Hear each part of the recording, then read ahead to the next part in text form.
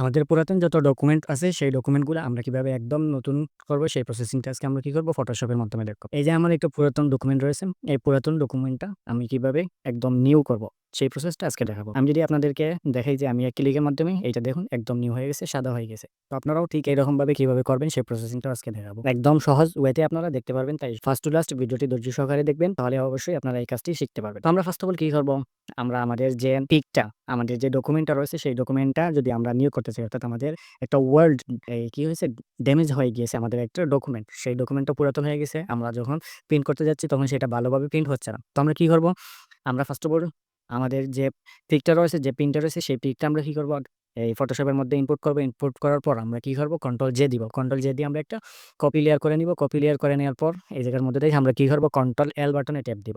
Control এল বাটনে tap দিব, অথবা আমরা কি করব, এই জায়গার মধ্যে থেকে ইমেজে চলে যাব। ইমেজ থেকে অ্যাডজাস্টমেন্ট, তারপর এই জায়গা থেকে লেভেলস, এই জায়গার মধ্যে থেকে আমরা কি করব, হোয়াইট পয়েন্ট যেটা রয়েছে, আমরা হোয়াইট পয়েন্ট কালার আমরা কি করব, সিলেক্ট করব।